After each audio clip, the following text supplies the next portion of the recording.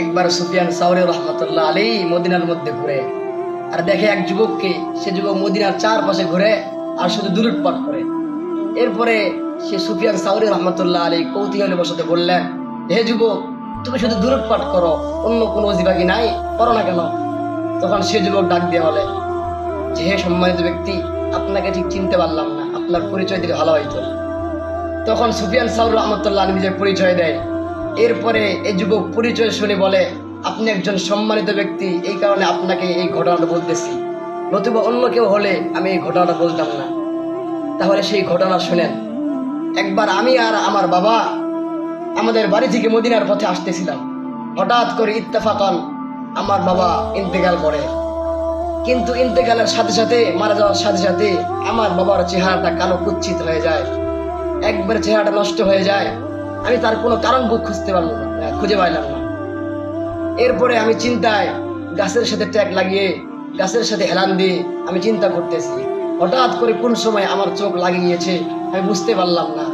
এরপরে আমি স্বপ্নের মধ্যে দেখলাম একজন ব্যক্তি, খুব সুন্দর চেহারা, চাকচিক্যময় চেহারা, খুব উজ্জ্বল চেহারা, ইনি আমার বাবার কাছে আসলেন এবং আমার বাবার কাছে আসে বসলেন এবং আমার বাবার চেহারার মধ্যে হাত ফিরাইয়া দিলেন, হাত বুলাইয়া দিলেন। আমার বাবার চেহারাটার সাথে সাথে উজ্জ্বল হয়ে গেল, সুন্দর হয়ে গেল। এরপরে সেই ব্যক্তি চলে যাইতে লাগলো।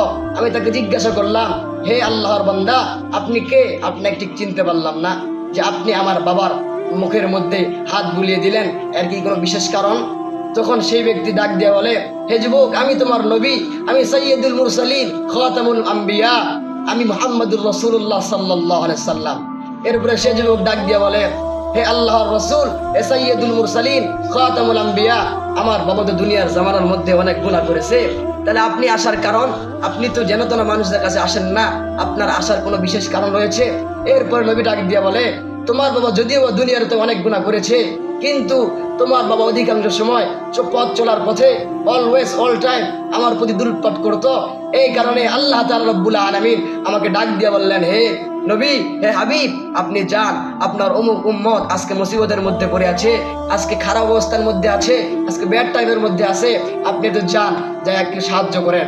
এরপরে আমি আল্লাহ তাআলার হুকুমে এই তোমার বাবাকে সাহায্য করার জন্য তোমার বাবার কাছে চলে আসলাম।